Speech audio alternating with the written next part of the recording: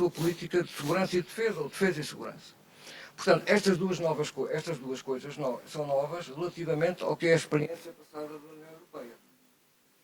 E nós temos uma terceira coisa que é nova, que é a política industrial. É a primeira vez que a União Europeia assume uma política industrial.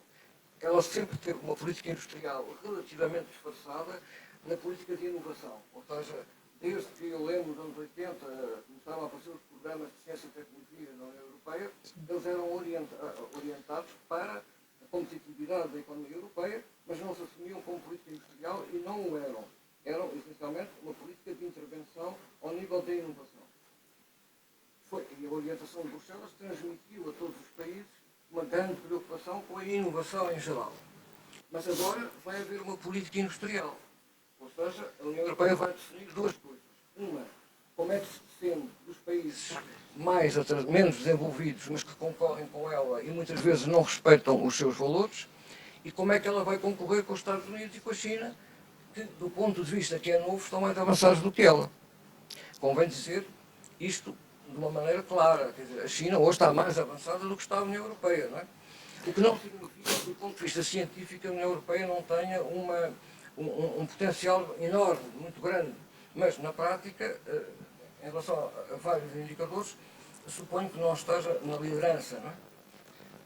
E depois acabamos de ter esta guerra, e esta guerra vai ter uma consequência muito importante, que é o futuro da Ucrânia.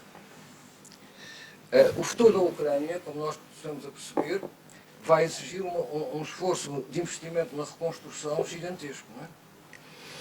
E se a União Europeia aceitar a Ucrânia no seu seio como membro, é evidente que a União Europeia vai ter a responsabilidade principal da reconstrução da Ucrânia.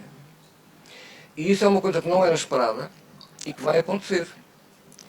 E eu pus ali uma coisa que também ninguém normalmente fala, é que as coisinhas amarelas são as relações que eu diria funcionais. As linhas azuis são aquelas que impactam o orçamento diretamente. E eu pus ali uma relação da política da defesa com a política de defesa por uma razão muito simples. O setor mais importante, não é mais importante, mais moderno e mais relevante que a economia da Ucrânia tem é o complexo militar industrial. A Ucrânia tinha um terço do complexo militar industrial da União Soviética e hoje mantém, provavelmente uma parte já obsoleta, mas mantém.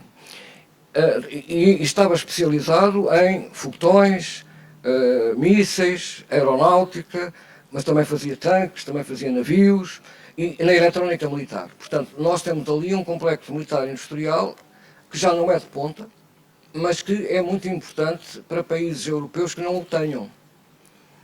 Estou a pensar em particular num, mas agora não vou estar a dizer. Pronto. E, desse ponto de vista, percebemos que a Ucrânia tem uma relação estreita com a política de defesa. E há uma outra coisa ao lado, que é uma coisa à qual não se dá importância, que é a África.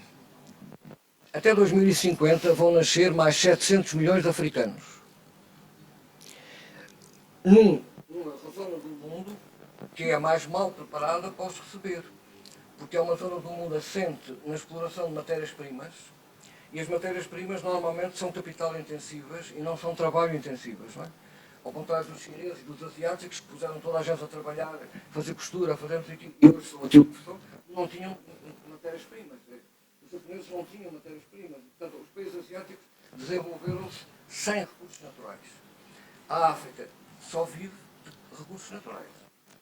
E desse ponto de vista, 700 milhões de pessoas a população não vai aumentar nessa escala, porque vão morrer as pessoas que já estão cá e vão morrer, infelizmente, muitas das pessoas que vão nascer, não é? De qualquer maneira, peço desculpa não ter-me esquecido. De qualquer maneira, há uma coisa que nós podemos estar certos, é que uma parte dos 700 milhões de pessoas novos que vão nascer em África e que sobreviverem, uma parte deles vai acabar na Europa.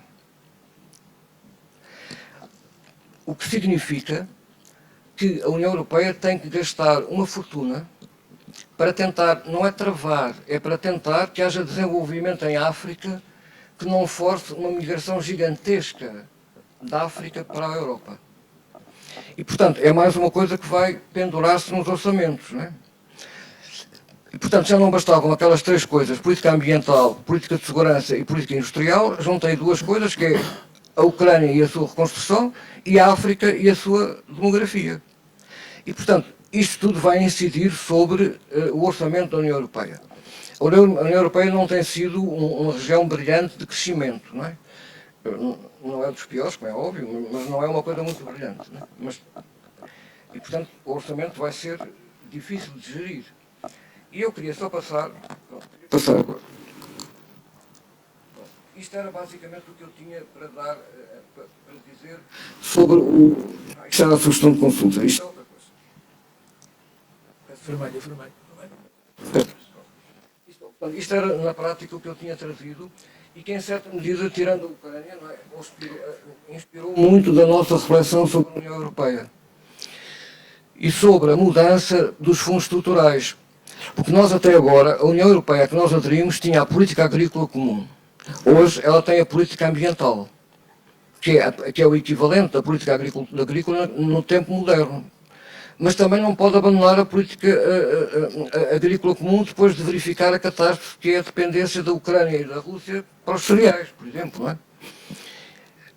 A outra coisa que estávamos habituados era a política comercial. A política comercial vai manter-se. Um dos aspectos da política industrial é a política comercial disfarçada, que é proteger a economia europeia dos mais atrasados e dos mais avançados. Mas uma parte disso vai chamar-se política industrial, mas uma parte também corresponde à política comercial. Portanto, e tínhamos política de coesão, onde estavam os fundos estruturais. A minha percepção é que, não vai ser de repente, mas a minha percepção é que este conjunto de forças a exercer sobre o orçamento da União Europeia vai provocar divisões grandes no seu seio. Uma forma indireta de dizer, vai haver uma luta sobre o futuro dos fundos estruturais. Não é já agora, ou seja, mas pronto, acho que vai... E isso não significa que os fundos estruturais vão desaparecer. Não. Eles vão vestir-se de política ambiental e energética e de política industrial para o futuro. E desse ponto de vista é muito importante ter a noção da importância da política industrial, porque nós, se quisermos atrair no futuro capital multinacionais, a grande vantagem que a política industrial tem é permitirmos a nós escolher empresas europeias ou americanas na Europa que participem na política industrial europeia e que possam localizar-se em Portugal. Portanto, a nossa maneira de olhar para o investimento direto estrangeiro é completamente diferente no futuro. Tem que ser articulado com a política industrial. Porque senão vamos ser, como é que dizer, limpos. Porque é na política industrial que vão haver muitos subsídios. É sempre por essa razão, não é? Pronto. Por outro lado, a política ambiental e energética, nós estávamos habituados a que as empresas tivessem muitos fundos de investimento para a inovação e para a internacionalização. As empresas vão apanhar uma imersão em regulamentação ambiental que vai representar uma grande parte dos próximos objetivos dos fundos estruturais, na minha opinião. E, portanto, o que eu estava a tentar dizer é que os fundos estruturais vão se manter vivos, mas disfarçando política energética e ambiental e política industrial. Se quisermos aceder a eles, e nós estávamos habituados a uma coisa que eu acho que é fundamental, que é, se olharmos para os programas todos de fundos estruturais, há um instrumento de financiamento que é crucial e que nós nunca ligamos nenhuma, que são os investimentos para a investigação e desenvolvimento das empresas, individualmente e em consórcio.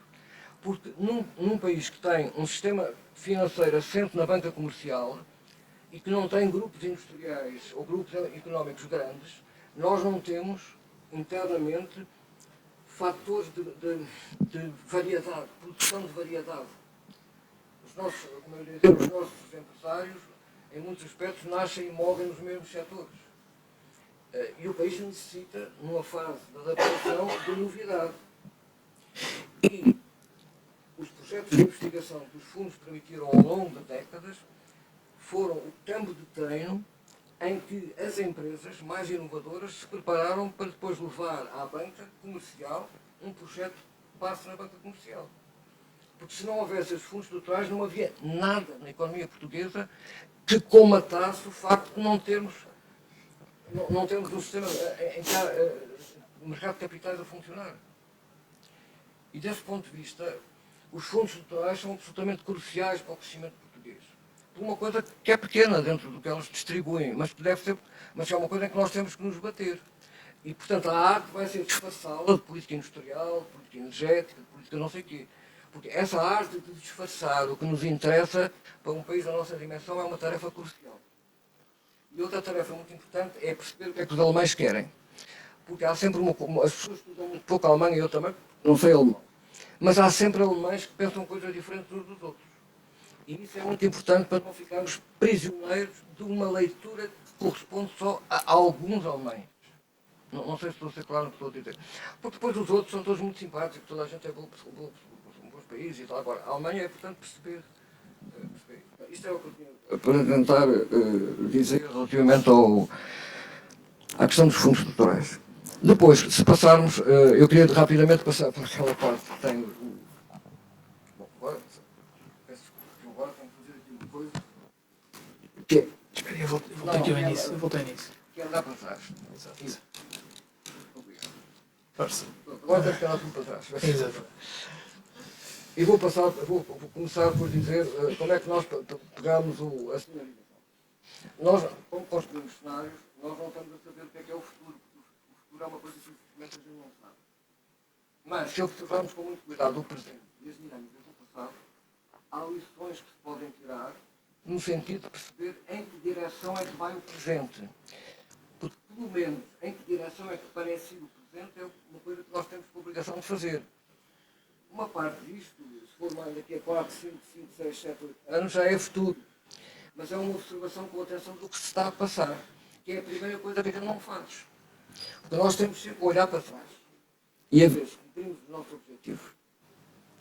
E precisamos olhar para a frente. Quando eu digo olhar para a frente, é olhar para aqueles que vivem na mesma época que nós, mas que estão a viver uma época económica e tecnológica várias décadas à frente de nós, não é? Felizmente no mundo existem sempre, não direi guias, mas referências. Portanto, ainda ontem estava a discutir numa pequena sessão e apareceu uma pessoa muito interessante a dizer o futuro é imprevisível. E o que eu tive a tentar dizer foi, não, desculpe, o seu futuro não é imprevisível. O futuro, para nós, já acontece em determinados sítios do mundo. E uma das coisas fundamentais é observar esses sítios.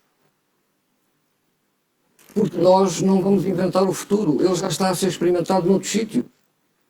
Muitos deles não é na Europa. E, portanto, uma administração deve ter maneira.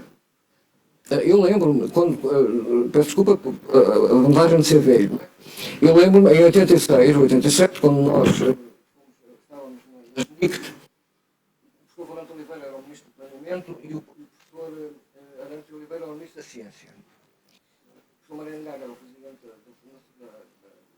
NICT nessa altura, e a certa altura recebemos uma orientação do professor Arante Oliveira a dizer o seguinte: Portugal vai aderir à CEE.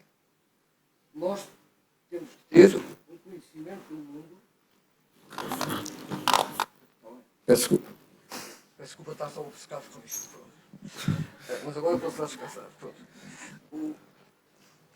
Portugal vai aderir à União Europeia, à CEE, e para podermos estar na CEE sabendo o que fazer, temos que conhecer muito melhor o mundo. De maneira que eu já não lembro a palavra que ele diz, não é? Eu mando, porque o professor falando, Arante era incapaz de dizer eu mando. Eu quero que a NICT publique um relatório semestral sobre o estado do mundo, na parte da economia, da tecnologia e da geopolítica. Não é? Isto é em 1986. Porque considerava necessário para nós podermos ser capazes de perceber como atuar na União Europeia. E isto vinha tudo a propósito de que nós temos uma necessidade, agora como vocês podem já viram, vamos outra vez a encontrar.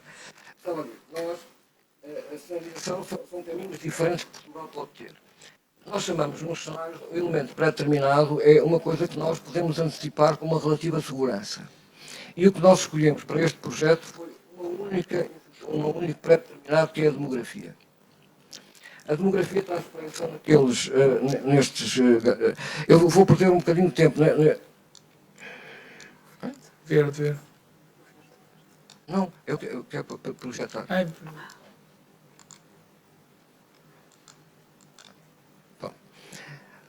Não olhemos para o primeiro da esquerda, isso não interessa.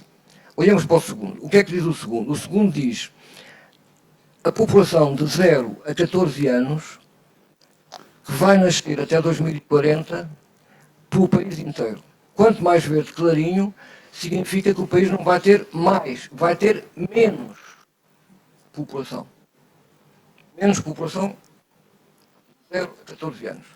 E só há umas manchazinhas pequenas, há uma mancha Lisboa e Val do Tejo, a zona do Algarve, e depois há uma coisa misteriosa que só a professora Teresa Rodrigues que fez isto para nós, é que me sabe explicar, que eu não sei de cor, aquela pontinha que está no meio do país. Pronto, deve ser Viseu, pronto, calculo que faz, eu não sei explicar. Bom.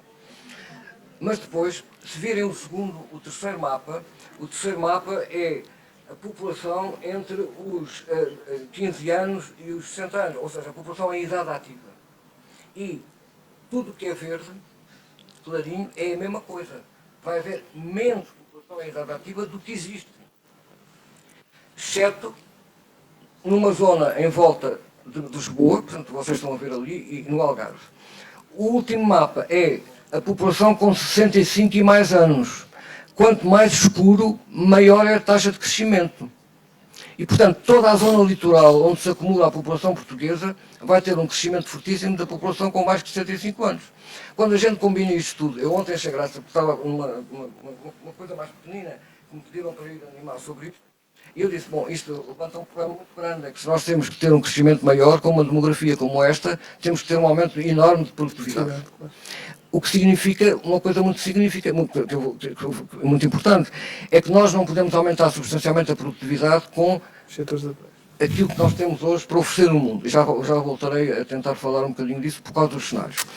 E eu lembro, eu achei graça porque estava lá a discutir, e então houve uma pessoa que estava lá até a interagir comigo e que disse, não vejo qual é que é o problema. Não, basta abrir a porta e chamar imigrantes. Uma parte é verdade, mas traduz uma atitude típica nossa, que há de haver sempre uma coisa em que se eu abrir um guichê, se abrir uma porta, há de vir uma coisa que é dinheiro e outra coisa que é pessoas, e eu tenho um problema resolvido. Não é? Que é, nunca nos interessamos por transformar a realidade. Depois, nós passamos para uma outra coisa, que é incertezas. Escolhemos 3 incertezas. Incertezas são coisas, são processos aos quais nós atribuímos uma importância muito grande para crescer de forma sustentável e crescer de forma que seja de integração, quer por via da coesão, quer por via da mobilidade social.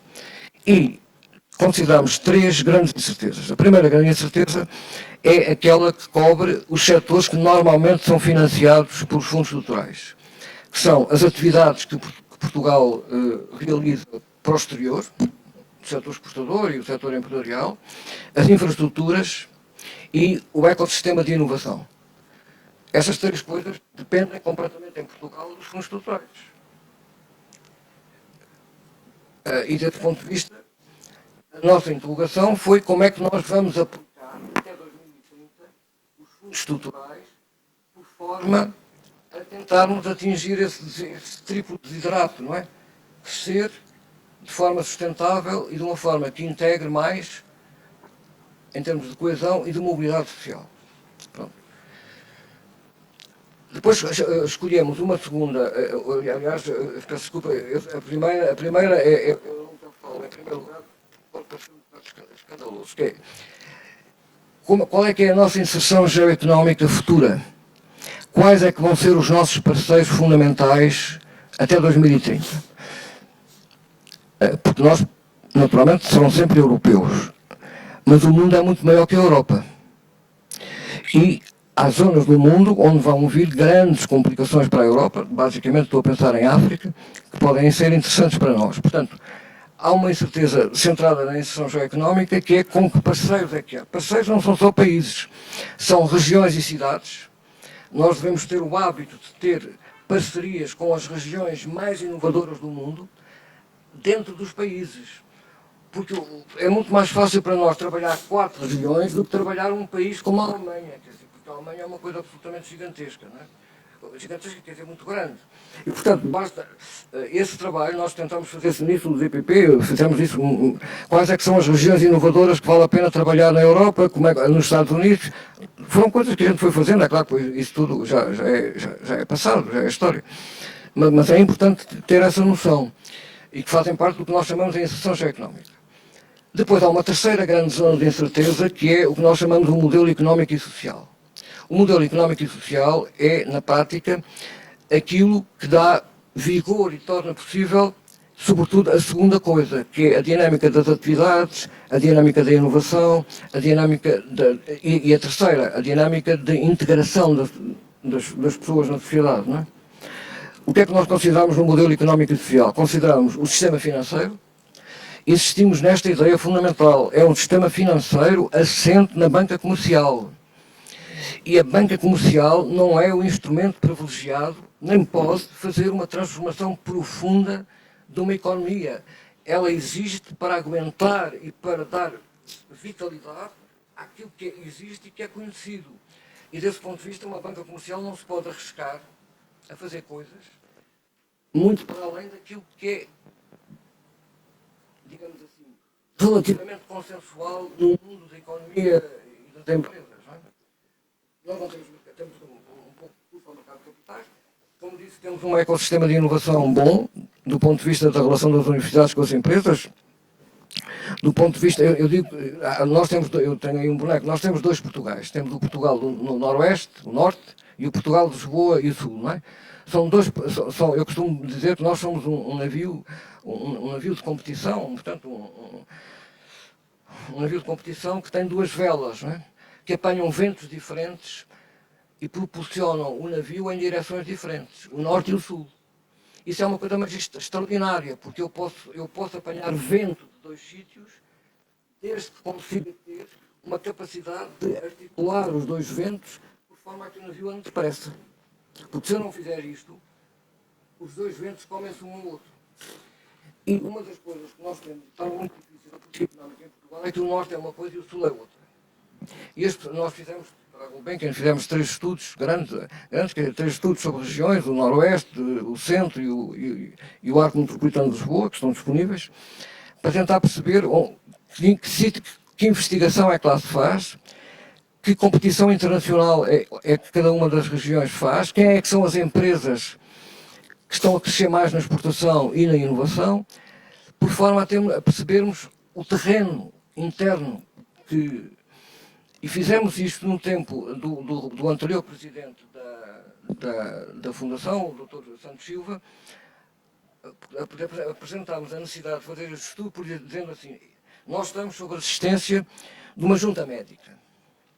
A junta médica é constituída pela Comissão Europeia, pelo Banco Central Europeu e pelo Fundo Monetário Internacional. Bom, essa junta médica tem uma característica que unifica, não sabe praticamente nada de Portugal. E raciocina na base ou dos seus objetivos ou daquilo que é a sua imagem de Portugal. E temos pela frente, em relação a essas entidades, governantes que em muitos aspectos também não sabem o que é Portugal. Quando eu digo não sabem aquelas coisas todas que são as estatísticas, mas um país não se conhece pelas estatísticas, um país conhece pelos atores. Quem é que morre? Eu costumava dizer, para mim, eu sei só gosto de coisas. No anterior regime eu gostava muito do António Champalimau. Portanto, eu tinha um enorme respeito do António Champalimau, que era uma pessoa detestável, não é? Os melos são sempre mais queridos, os melos são uma coisa diferente. O Champalimau era uma coisa diferente. Mas eu gostava muito do Champalimau. Depois do 25 de Abril, o empresário que eu mais respeito, ou que respeitava, é o Américo Amorim, não é? Não é por ser o mais rico, ou os mais ricos. É por ser um homem que passa de empresa para empresa, de setor para setor, e que é capaz de fazer triunfar as apostas em que se mete. E, portanto, há uma coisa que é fundamental aqui, é conhecermos os atores, para podermos, no fundo, propor-lhes desafios. Porque a rapidez com que o nosso tecido empresarial, responde a desafios é extraordinária. Agora, raramente nós os desafiamos. Quer dizer, quando eu digo desafiamos, é dizer vamos fazer isto. Ou podemos. Pronto. E desse ponto de vista, é preciso ter ao lado do sistema financeiro e do sistema de proteção, um ecossistema de inovação, onde os fundos estruturais têm um papel fundamental. Porque sem fundos estruturais não há nada disto em Portugal, convém termos a noção disso. Porque se não houvesse fundos estruturais, Portugal não tinha praticamente nada disto que eu estou aqui a falar. Não sei se têm a noção da importância da casa em que estamos, não é? Porque é claro que depois a casa em que estamos também fez muitas outras coisas. Já se sabe que o principal do país não foi isso.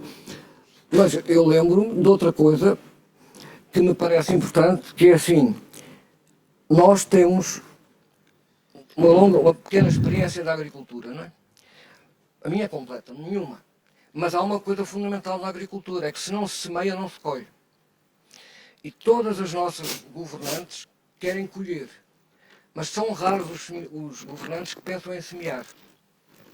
E eu lembro, eu trabalhei muito com o professor Mariano Gago, na altura da GNIC, e negociámos com a União Europeia os primeiros fundos todos, o Ciência, depois o Praxis, não sei o quê, e eu lembro que na altura nós fomos buscar ao Fundo Social Europeu, não havia desemprego em Portugal nessa altura, fomos buscar fundos para formar dezenas de milhares de pessoas em doutoramentos nas áreas científicas que se pressupunham que iam ser dominantes nas décadas seguintes nos Estados Unidos e no Reino Unido.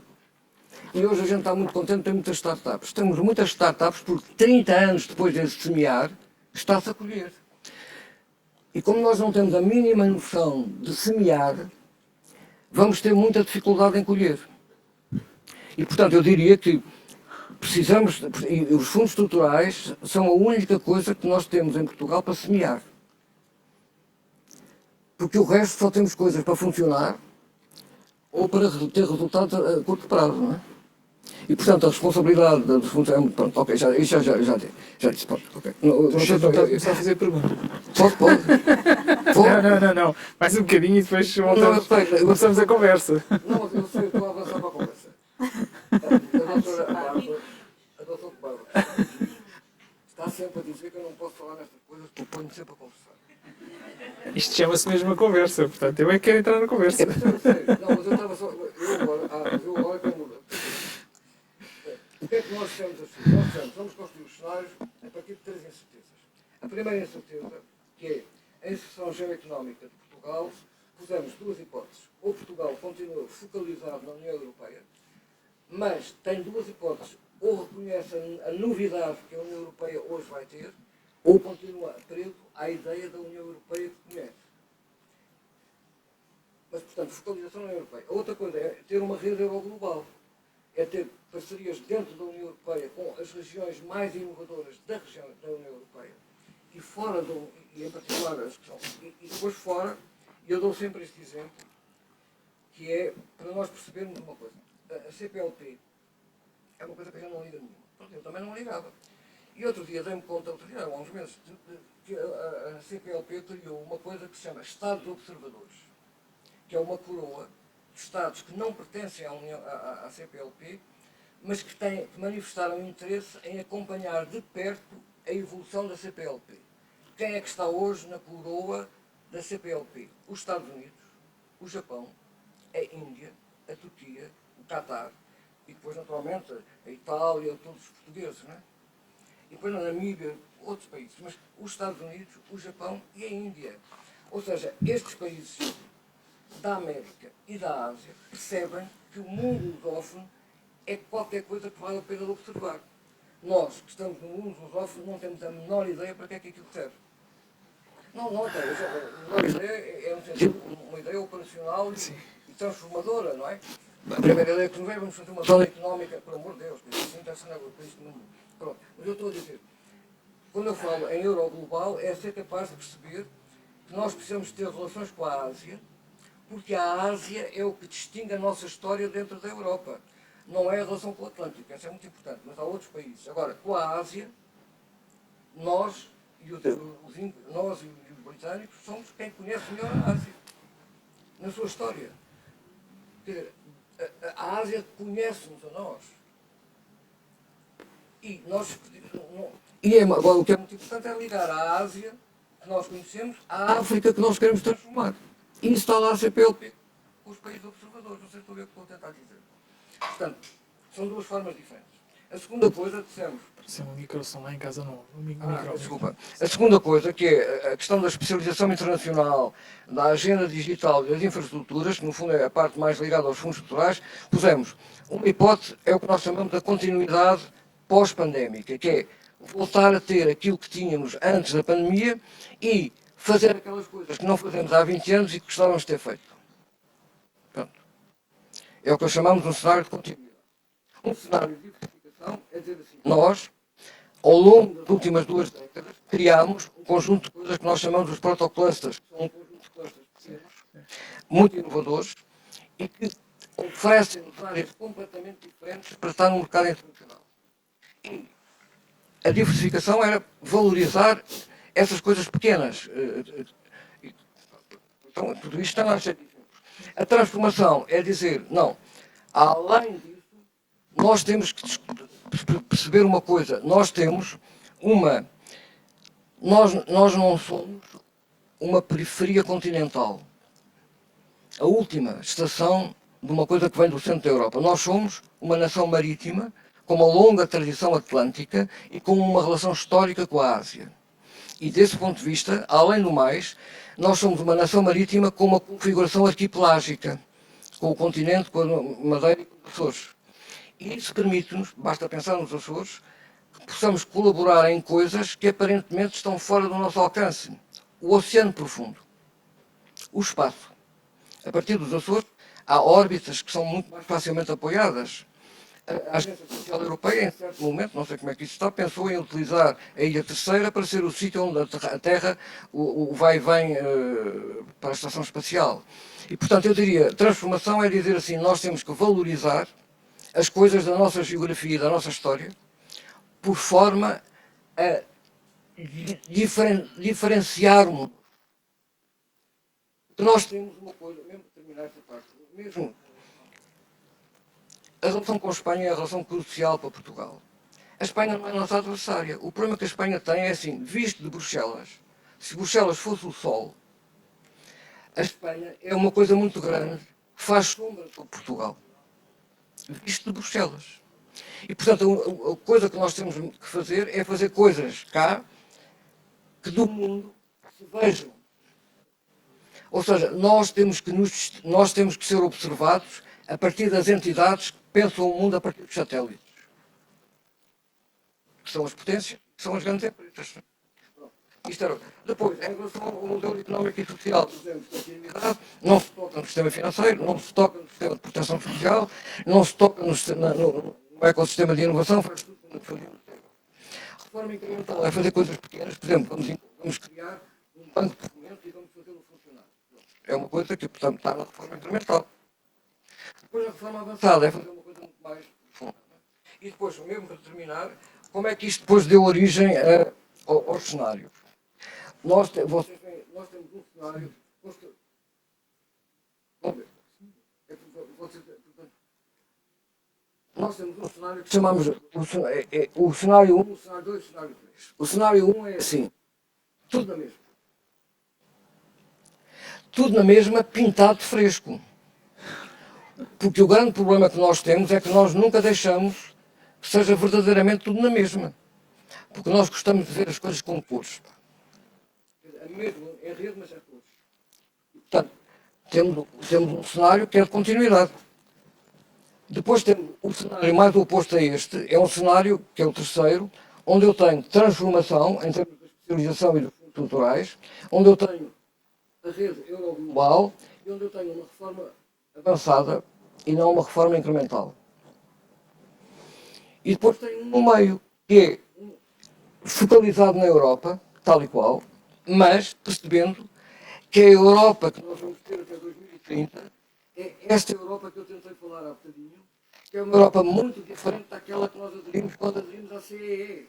Eu costumo dizer, nós tivemos uma primeira fase em que a CEE era fundamental porque era uma casa de repouso.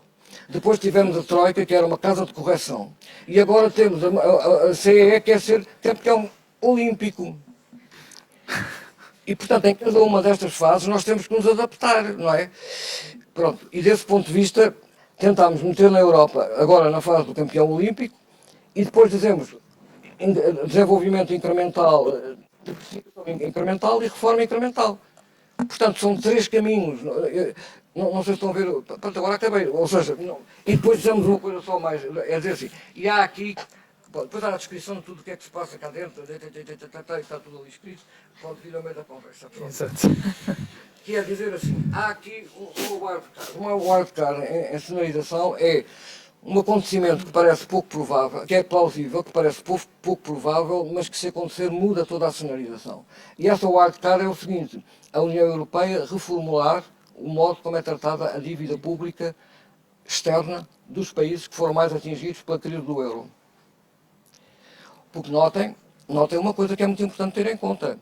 Quando nós gastámos uma fortuna com infraestruturas no tempo do engenheiro Sócrates, não foi só por gênio do engenheiro Sócrates, foi porque a orientação de Bruxelas é essa, evitar a recessão a todo o custo. E, portanto, nós fomos atingidos pela crise do euro porque o mercado de capitais pensou, olha, o euro e começaram todos a comprar lugares nesse avião. E quando o avião deixou de ter bom tempo e passou a ter, percebeu-se que o avião não era um avião, era um planador. E aquilo que a União Europeia tem estado a fazer desde essa altura é tentar que o avião, que de planador passe a avião. Mas na fase em que as pessoas descobriram que não era um avião, mas era um planador, dispararam sobre isso e acertaram em quem? Na barriga do avião. Nós. Mas a culpa não foi nossa, não sei se estou a ver o que eu estou a tentar dizer. Portanto, há uma conversa dominante na Europa sobre nós e sobre a nossa responsabilidade que não é verdadeira. E desse ponto de vista, chamamos este wildcard porque é muito importante a gente pensar em coisas para fazer na Europa. Quer dizer, ou seja, nós não somos só uns fãs do modelo social europeu e não somos só uns fãs dos fundos europeus. Não, nós temos que atuar na Europa para estar dentro das coligações que corrijam coisas com que nós não concordemos na orientação da Europa. Nós temos o hábito que é, na nossa turma só falamos com o chefe de turma. Temos que nos habituar a falar com os colegas. E distinguir dos colegas os que têm mais influência na turma dos outros. Pronto, era isso. Bem, muito... Pronto, peço desculpa, demorei muito tempo. Não. Mas também tenho que concordar que não era capaz de explicar. Eu não sei se me conseguem ouvir. Julgo que sim. Não, aqui a questão mais fundamental é o microfone. Eu é que peço desculpa porque eu ficava aqui agora a tarde toda só a ouvi-lo. Mas estou desejoso de fazer algumas perguntas. Mas primeiro começar por alguma troca de ideias. Temos tido esta conversa há alguns tempos, felizmente vamos mantendo tempos a tempos. A ideia de que os fundos estão a vestir-se de política ambiental e industrial. Isso já não é um foresight, isso já não é uma perspectiva, isso já é uma realidade. E, portanto, nada mais pertinente do que essa discussão nos dias de hoje, em que no âmbito da programação e negociação do Portugal 2030 e todos estes fundos e do PRR, somos compelidos, por regras, a ter um orçamento comunitário que tem que ter 37% de tagging climático, portanto, de despesas orientadas para termos uma ideia, o orçamento comunitário, historicamente, tinha 1/3 de PAC, 1/3 de coesão e 1/3 do resto. A forma de contornar isso é, independentemente do terço que tem, depois todos têm que ter mais de 1/3 de tagging climático. Portanto, essa já não é uma questão futura e é um enorme desafio. É um enorme desafio porque a questão climática, a mais recente crise externa, a mais recente estoque externo, vem ainda por cima a agudizar isso. E do ponto de vista de política industrial também temos abordagens similares. Mas eu tinha duas questões para lhe colocar. Uma é porque esta guerra, não tem outro nome, veio trazer para cima da mesa, para aqueles que andavam distraídos, que a geopolítica é absolutamente decisiva. Sei que não é o caso do Félix, sempre falou nisto e sempre lembrou toda a gente que isto era absolutamente decisivo para a dimensão económica, mas havia muita gente distraída. E a minha pergunta é, como é que Portugal se pode posicionar, ou quais podem ser os impactos para Portugal desta mudança de centroide económico na Europa em função da guerra da Ucrânia. Sendo que provavelmente isto se vai colocar a duas velocidades. Hoje há quem esteja a achar que, no ponto de vista de curto prazo, o centroide está a deslocar-se para o oeste e, portanto, Portugal poderá ser beneficiado com isso. Convém lembrar o que nos traz aqui, que é, quando for a reconstrução, o centroide volta a deslocar-se outra vez para o leste. E nós já tivemos uma experiência, há não muitos anos, de saber o que é o centroide europeu deslocar-se para o leste, por via do alargamento. Portanto, como é que esta questão se pode, na sua visão, como é que isto se pode colocar? E a segunda, a missão me cabe fazer perguntas difíceis. A segunda é a questão da conjugação dos tempos, porque disse aí coisas que são absolutamente decisivas para aquilo que estamos a atravessar. Que é, como é que se conjuga o tempo do semear, com o tempo do escrutínio público de produzir resultados no imediato. Hoje a pressão é mais que muita. Toda a discussão hoje em Portugal é em torno de um Portugal que está a perder lugares em matéria de PIB per capita nos últimos anos. Não importa nessa discussão quantos países estão a ganhar lugares por perder população, ninguém faz essas contas, porque quando fizerem terão algumas surpresas. Mas como é que se conjuga essa discussão, essa pressão, esse enorme pressing, com a ideia de fazer apostas transformadoras, primeiro, que são arriscadas e algumas delas falharão certamente, faz parte da inovação. Segundo, que produzem resultados a mais longo prazo. Deu o exemplo da aposta na ciência, que está hoje a produzir resultados na economia. Não deixa de ser curioso que nas nossas conversas europeias em matéria de política estrutural e de fundos estruturais, o que se diga é o problema de Portugal. Não é ciência, é um problema de transferência. Portanto, essa é a prioridade. Qual é o risco de se não encontrarmos financiamento para continuar a plantar qualquer coisa para semear, ou semear qualquer coisa para colher nos tempos?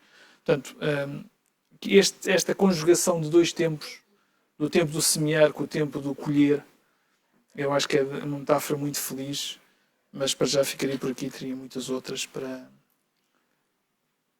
abordar, mas eu acho que esta questão da geopolítica e do centroide e esta questão dos dois tempos era um bom início de conversa.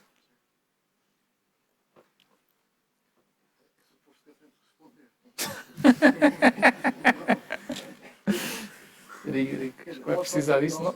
Quando nós fizemos Não sei como é que fizemos isto, mas o microfone que não funciona. Quando nós fizemos aqui o Portugal, tivemos uma coisa, quando eu digo que há uma coisa que está a morrer e outra coisa que está a nascer. E o que nós tentamos dizer é, a década, nós estamos a acabar um momento que nós podemos chamar o momento unipolar dos Estados Unidos. Os Estados Unidos tiveram a Guerra Fria, não é? A Guerra Fria acabou em 1991 e de 1991 até 2010, 2011, os Estados Unidos, digamos assim, foram a única potência que teve que resolver tudo o que se passava de mal no mundo. Alguns de criação própria e outros de criação dos outros. Crises financeiras, guerras, etc. Esse momento unipolar resultou do desaparecimento da União Soviética. Entretanto, o que é que aconteceu? A China aproveitou... e entretanto, durante esse período do momento unipolar, os Estados Unidos gastaram uma fortuna no grande Médio Oriente para resolver o problema do terrorismo. Não é? Uma fortuna completa. Quer dizer, portanto, o que gastaram no Iraque, o que gastaram no Afeganistão, o que estavam preparados para... É uma coisa gigantesca. Mas as alterações não foram muitas. E, portanto, digamos, o retorno desse investimento não foi muito bom ainda. E, portanto, os Estados Unidos estão em recuo. Quando eu digo em recuo, estou a dizer, nós não somos o Zorro. O Zorro é o justiceiro. Nós não somos o justiceiro do mundo. Nós temos interesses próprios, muitos dos quais são interesses partilhados com outros países. Vamos partilhá-los com eles. Mas nós não somos o interventor para todas as crises importantes que haja no mundo. E esta é uma mudança muito grande. Porque, como é que é dizer? E, portanto, nós dissemos assim, bom, este recuo vai ser acompanhado pela passagem de um mundo unipolar para um mundo multipolar. Porque, pela primeira vez, estão a aparecer potências começando por ter ambições regionais, algumas delas têm ambições globais. A China é o caso mais típico, não é? Portanto, nós temos um mundo onde temos a China, onde temos a Índia, onde temos os Estados Unidos e a Rússia. Na nossa interpretação, a Rússia ia fazer. Pronto, eu gosto imenso de falar sobre a Rússia, mas eu não vou, eu juro que não vou falar sobre a Rússia. Pronto, não, mas eu estou a dizer, a Rússia, o presidente Putin, quando chegou ao poder, aquilo estava tudo numa grande confusão, ele pôs ordem naquilo, à maneira dele, pronto, dentro, e escolheu duas grandes parcerias para o futuro, a China e a Índia. A China e a Índia. As duas potências emergentes da Ásia. A Índia tem uma longa tradição na União Soviética de relacionamento com a União Soviética. E aquilo que o Putin fez foi dizer, não, nós temos duas apostas na Ásia, as duas potências emergentes, que se detestam e com quem nós queremos ter relações boas, nós com as duas. E depois temos que regressar ao Médio Oriente, porque estas duas potências estão penduradas do Golfo Pérsico no que respeita ao petróleo e ao gás natural. E estas potências vão continuar a gastar imenso petróleo e gás natural por muitos ecologistas queiram outra coisa. Pronto. E desse ponto de vista, um país que queira ter influência na Ásia tem que mostrar-se relevante no Golfo Pérsico e no Levante. E, portanto, vamos ter que regressar ao Golfo Pérsico, ao Médio Oriente. E regressaram. Pronto. E, portanto, o que nós também tentávamos dizer, não falávamos da Ucrânia, pronto, mas dizemos, a Rússia quer regressar à Liga, à Primeira Liga, não é? E depois dizemos assim, a coisa mais importante a ter em conta é que a União Europeia também quer. É a primeira vez que a União Europeia pretende tornar-se um ator global aos diversos níveis, económico, geopolítico, militar, etc, etc, que nunca foi uma ambição inicial. É claro que os pais fundadores queriam uma federação, mas uma federação é uma coisa muito abstrata. É uma maneira de governar, não é a definição de uma política de Estado, não é? É um regime, pronto. E desse ponto de vista, o que nós dissemos é a passagem do fim do mundo unipolar e a passagem para o mundo multipolar vai ser muito turbulenta, porque no mundo porque o sistema internacional é intrinsecamente anárquico, ou seja, não há uma direção central, mas é muito organizado. E por isso é que consegue ter períodos de paz. É organizado. E a organização do sistema internacional resulta da repartição do poder e dos equilíbrios entre quem tem poder. Porque é isso que faz a paz ou a guerra, não é? E, portanto, o que nós dizemos é que a passagem do momento unipolar para a fase multipolar vai ser acompanhada por uma luta dos candidatos, porque ainda não está definida a hierarquia de poder nesse novo mundo multipolar. E, portanto, vão estar todos a trabalhar, não sei se estou a ver o que estou a tentar dizer. E, portanto, nós vamos ter uma das décadas mais turbulentas que conhecemos. Porque a seguir à Ucrânia vem vir Taiwan na China, quer dizer... E depois temos potências regionais do mundo, do Médio Oriente, que têm todas as ambições, quer dizer, o Irão, a gente sabe essas coisas, os Emirados, eu gosto imenso de usar, podia estar a conversar também além da Rússia, dos Emirados Árabes Unidos. Deixa-me só contar uma história dos Emirados Árabes Unidos para percebermos como é que nós vemos mal as coisas. Os Emirados Árabes Unidos são muçulmanos, como vocês sabem, e vivem do petróleo e do gás natural. Decidiram diversificar-se para os serviços, etc, etc. E a Casa Real decidiu ter uma política espacial. Espacial, não do território, mas espacial do espaço. E então criou uma agência espacial dos Emirados Árabes Unidos. Entregou a gestão dessa agência a uma mulher engenheira. Isto é um país muçulmano. E depois disseram, a encomenda, a primeira coisa que nós queremos estar é na corrida a Marte. Os Emirados. E, portanto, a primeira coisa que vamos trabalhar muito é numa cápsula para participar nas primeiras idas a Marte. Criou uma unidade composta por 80 engenheiras, outra vez, que conceberam a cápsula. Que existe. E então havia um problema, que é, está bem, quem é que vai pôr a cápsula no ar? Os Emirados chegaram a uma reunião que houve há um ano e meio, uma coisa assim, com todos os países candidatos a Marte. E devem ter lá chegado a uma situação muito dramática, porque eles tinham uma cápsula, mas não tinham nem foguetão, nem base para lançar, nem coisa nenhuma. Quem é que apareceu a oferecer-se para fazer isso? O Japão. Eu diria, se tivesse pediram para dar uma consulta. Depois, no fim, se vocês quiserem estudar, o país mais inteligente do mundo é o Japão. Pronto, é uma coisa que deixo como herança minha. Pronto, vale a pena estudar a maneira como os japoneses encaram as questões todas. Primeiro discutem muito uns com os outros e depois decidem. Pronto, ok. Isto era só para dizer, a geopolítica é uma geopolítica muito tumultuosa, na qual a União Europeia escolheu o pior momento, mas o único, para se definir como grande potência. Porque ela só se pode definir como grande potência num mundo que está-se a tornar multipolar. Mas esse mundo é o mais difícil, porque ela tem que mostrar, ao mesmo tempo, a sua capacidade para atuar nos diversos níveis que correspondem a uma potência normal. E ela não está preparada para isso. Não sei se estou a ser claro. E, portanto, como é que é dizer, a confusão do mundo, a confusão, portanto, a turbulência, não é? Do mundo, vai depois ter uma consequência para a União Europeia, que é uma ambição enorme, sobretudo uma ambição surpreendentemente, na minha opinião, da Alemanha. E dá uma sensação que a Alemanha acordou de um sono. Portanto, aliás, mas é muito curioso a necessidade de olhar para a Alemanha, porque o que a senhora van der Leyen diz lá por ser alemã não é necessariamente aquilo que os alemães na sua terra natural pensam. Primeiro porque são outros partidos que estão no poder, os sociais-democratas, etc. Mas é importante, eu acho que é muito importante perceber o que é que a Alemanha quer. Pronto, mas como já disse várias vezes, pronto. Depois, isto em relação à geopolítica, eu não sei dizer mais nada, podia começar a dizer, portanto, porque é que nos metemos numa alhada monumental na Ucrânia, mas pronto, mas isso não foi para aqui chamado, eu respeito sempre os sítios que me convidam, não ponho a falar de outras coisas, não foi isso que eu fui convidado. Pronto. Depois, há uma segunda questão que é o semear e o colher.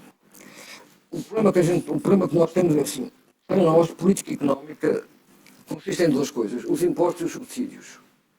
Os partidos dividem-se a propósito de duas únicas coisas, que é os impostos a cobrar aos portugueses e os subsídios a dar às nossas clientelas. E as clientelas é toda a gente, naturalmente, quando eu digo clientelas não é no mau sentido, é a parte dos portugueses que estão mais perto de nós. Pronto. E desse ponto de vista, entre impostos e subsídios, é sobre isso que falam. Naturalmente, nós, não de certa altura, disseram, vocês deviam falar uma coisa sobre a administração pública. Nós dissemos, recusamos a fazer uma coisa sobre a administração pública. O que nós vamos tentar falar é sobre um conjunto de 13 políticas públicas em relação às quais nós podemos tomar decisões diferentes. Que são o volume 3 daquela coisa. Tem 13 políticas públicas onde a gente mete tudo, os custos hídricos, os transportes, a energia, não sei o quê, e pomos para cada um daqueles cenários uma resposta diferente que esse cenário dá a essa questão. Porque o que é importante é perceber as escolhas que estão perante nós. Porque eu não sei qual é que é o milagre de ter bons dirigentes. Não faço a menor ideia. Eu já tive ministros extraordinários. Quer dizer, agora já não tenho nenhum, pronto, agora já estou reformado. Não é? Mas conheci ministros absolutamente formidáveis. Quer dizer, também conheci outros ministros. Pronto, mas agora não interessa. Mas o que eu estava a tentar dizer é que eu não sei qual é que é a marca, digamos, a maneira de gerar bons... Não faço a menor ideia. Agora, explicar aos governantes que têm um conjunto de 3 assuntos que são obrigatoriamente de política pública, que podem ter várias soluções e que tinham vantagem em pensar sobre isso, foi o que nós pudemos tentar fazer com aquele volume 3. O volume 2 é só sobre a Europa e o mundo. Pronto. Como nós podemos fazer. O semear, pronto, eu acho que o semear, eu dou só um exemplo para perceber o que é o semear. Toda a gente agora tem uma paixão por hidrogênio. Pronto, a gente no tempo do DPP, ainda estávamos no DPP, ainda existia, e a gente já falava do hidrogênio, já fazíamos reuniões sobre o futuro do sistema económico, energético mundial. É claro que a gente não sabia grande coisa, de vez em quando pedíamos a pessoas, pedíamos ao professor Costa e Silva, 1 ou 2 vezes pedimos na altura, porque ele sabia bastante e sabe sobre estas coisas. Mas nesta altura toda a gente está, quando nós olhamos para o PRR, uma das candidaturas mais fabulosas ao PRR empresariais é da Galp. A Galp tem uma proposta, que é a proposta do hidrogênio verde, que são 900 milhões de euros. De pedido, não quer dizer que seja dado. E depois uma outra de 700 milhões de euros, que é para o lítio, com os suecos. Portanto, nós estamos a perceber que existe uma leitura, de como é que nós vamos fazer mitigação. Mas eu dou só um exemplo para percebermos Os alemães são dirigidos pelos ecologistas, os ecologistas são muito importantes para a Alemanha, mas é muito curioso que numa instituição de investigação muito reconhecida na Alemanha, está a ser estudado, e também estudado num dos laboratórios nacionais dos Estados Unidos, uma coisa que é extrair o hidrogênio do gás natural, sem emitir CO2 e obtendo carbono em estado puro. Porque o carbono vai ser o material-chave para os futuros materiais, uma grande parte dos futuros materiais. E, portanto, eu tiraria do gás natural o hidrogênio, sem emissão de CO2 e o carbono em estado sólido. É evidente que eu tinha muito interesse em, para mim, semear, é estabelecer uma relação com esse instituto, pôr pessoas portuguesas a estudar lá, acompanhar esta evolução, sem falar muito em voz alta, para perceber se aquilo é interessante. Porque é uma coisa da qual eu extraio hidrogênio e carbono é uma coisa muito mais útil do que uma coisa que me produz só eletricidade a partir da água, não é? Mas eu estou a tentar dizer que nós, à medida que vamos tendo política industrial disfarçada, ou seja, fundos estruturais, política industrial disfarçada de fundos estruturais, a administração pública precisa de ter competência para avaliar propostas desta natureza, não é? Porque uma proposta de 900 milhões e outra de 700 milhões de euros, não é? É claro que não era tudo a fundos perdidos, mas tudo é uma coisa grande, não é? E nós não podemos chegar lá e dizer assim, eu chegasse lá e dizer, é uma pena não está cá o senhor América Mourinho, pronto, porque agora está lá um senhor inglês, pronto, ok. Se tivesse o senhor América Mulher, outra coisa, pronto, tá, mas não interessa. Mas estava a tentar dizer, a administração pública tem que se preparar para ser capaz de perceber o que é que se está a passar ao nível das mitigações das alterações climáticas. Os Estados Unidos fizeram uma aposta fundamental, não é para nós, criaram uma coisa que é a Associação das Indústrias de Fusão Nuclear. São 24 empresas privadas, 3 americanas, 5 inglesas, uma alemã, uma francesa, uma indiana, uma chinesa, uma australiana e uma canadiana. Portanto, das 24 empresas, 20 são daquilo que eu chamo a anglosfera. A anglosfera é o conjunto dos ingleses, dos canadianos, dos australianos e dos americanos. Portanto, tem 20. E essas 20 empresas estão a explorar 16 caminhos diferentes para a fusão nuclear, não é?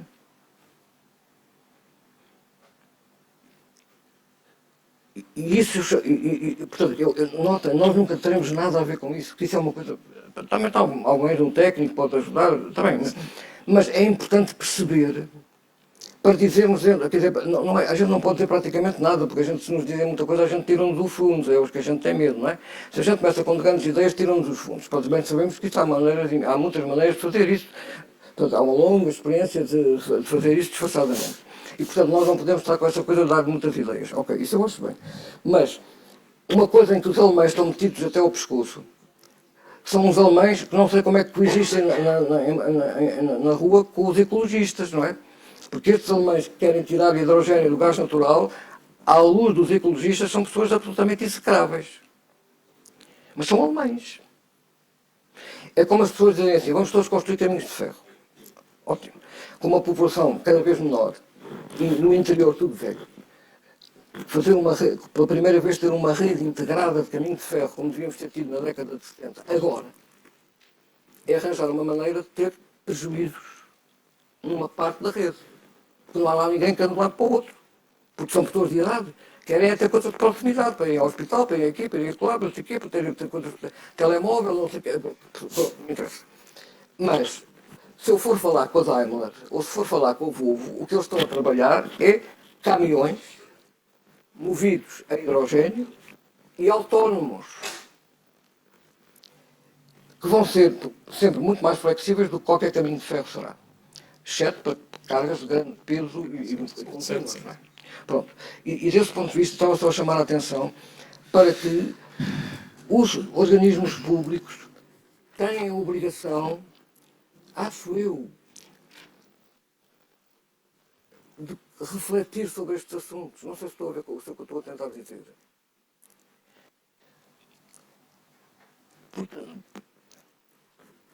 Porque a gente tem que sobreviver neste mundo, pá.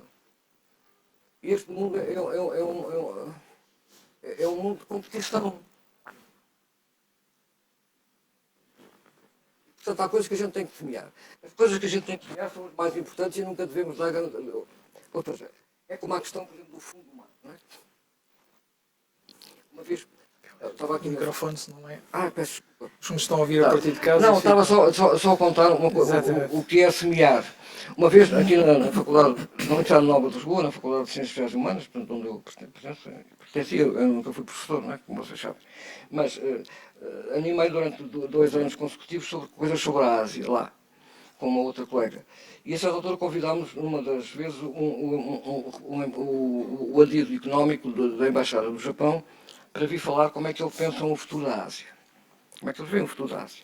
E ele lá veio, explicado muitas coisinhas, das Vénias, tal, e explicou o que é que achavam que ia acontecer no mundo. Depois disse, deixa-me só mostrar 2 slides que eu queria muito mostrar aqui a esta audiência. Faz favor. E então, a primeira slide era assim. Portugal, uma nação marítima. E vi Portugal, o mar, e depois com a plataforma continental. E depois, o segundo slide dizia assim, Japão, uma nação marítima. E depois via-se com tudo a ser trabalhado no fundo do mar com robôs. E depois dizia, os nossos países são feitos para se dar um com o outro. Isto foi o acredito económico da Embaixada do Japão. É claro que toda a gente agora vai pensar, o quê? Nós fazemos uma coisa para o Japão. Temos que fazer uma coisa para os alemães, pá. Se não for com os alemães, já não é com os ingleses, porque os ingleses também são marítimos e também têm estas ideias às vezes um bocado estranhas. Não é? Mas, portanto, eu acho que aí é uma questão de nós termos firmeza em ter uma capacidade de observar o que é que se está a passar para ajudar a decidir. Pronto. E isso é o que eu chamo de semear. Bem, nós passámos a hora, mas isto hoje já sabíamos que é assim. Ficávamos aqui a tarde toda a conversar. Obrigado por esta conversa. Eu acho que começámos com chave de ouro. Este ciclo que hoje começámos chama-se mesmo Conversas com, e portanto é mesmo este o espírito, o registro, e começar a olhar para o futuro a partir de uma experiência como a que o Félix nos traz. Eu acho que é mesmo começar com chave de ouro, e conseguimos estar aqui 1h15 sem usar um único acrónimo dos fundos estruturais. Não houve uma única sigla, um único fundo, não fizemos referência a nada disso, portanto portámos lindamente nessa matéria. E o objetivo deste ciclo é mesmo isto, é promover este debate, esta forma de pensar, e aquilo que o Félix Ribeiro nos traz com a sua experiência e o seu conhecimento é a administração precisa disto. Não sei se é destas coisas, mas precisa de pensar o futuro e precisa de debater o futuro e encontrar tempos para o fazer. É isso que nos propomos fazer neste ciclo. Para o mês que vem voltaremos. Eu tinha muitas encomendas, não é só o Félix, como já percebeu, eu tinha muitas encomendas, e a ideia, um desafio que fazemos nestas conversas, que vamos começar a fazer, é, depois de tanta coisa, o que é que nos aconselha em termos de livro para percebermos esta matéria. Se nos quiser deixar alguma dica de um livro que nos ajude a guiar neste mundo incerto. Não, vamos lá ver. Afinal já estava a preparar e tudo isto. Não, disseram isso. Afinal eu era o único que não sabia. Isto era só para dizer que vocês todo o material. O material são aqueles 3 livros, não é? E depois são todos os contributos que foram dados como base para fazer os livros. E os livros foram condensados depois, mas os originais, os contributos estão todos. E está tudo acessível gratuitamente, obviamente, neste site que é Gulbenkian Fórum Futuro Foresight 2030. Vocês podem tirar lá o que quiserem. Portanto, se quiserem, aquilo também se compra. Agora não vou ter o preço, não venho aqui fazer venda. Não. Agora, em relação àquela questão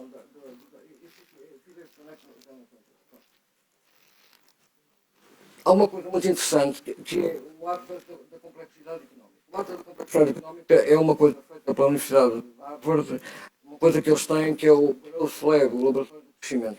E isto só tem interesse porque Eu depois também disse à doutora Cláudia que o que é a ideia deles? A ideia deles é que as economias crescem tanto mais quanto forem capazes de passar a produzir, a conceber e produzir produtos mais complexos, ou seja, produtos que obriguem, que exijam mais contributos do conhecimento e do seu casamento. E, portanto, eles fazem um índice de complexidade económica que aplicam a 133 países. Pronto. E depois fazem uma coisa que se pode aceder, que é por cidade, algumas cidades e regiões. Eu pus, isto não é um livro de leitura, não é? É um livro de consulta, quer dizer, é uma coisa para a gente ver. Porque é muito, pronto, eu achei que era interessante. E então eu fiz, e depois eu vou enviar à doutora Cláudia, fiz um apuramento de 13 países, que são, com exceção da Espanha, que é um país maior, foram 13 países europeus, que são pequenas economias abertas como nós, mas mais desenvolvidas uns e outros menos, não é? Para vermos em que posição é que nós estamos, de acordo com o Atlas. E então vou mandar também para vocês verem. Portanto, isto é um livro de consulta, quer dizer, é uma coisa para a gente ir vendo. E como eu achei, bom, Harvard é uma coisa que não levanta muitas dúvidas às pessoas, deve ser interessante o que lá fazem, pronto, calculo. E portanto não tive grandes problemas em pôr. Pronto, era isso que tinha pensado.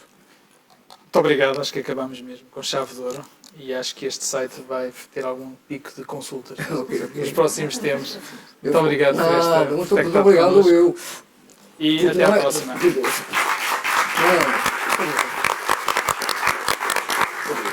Muito obrigado.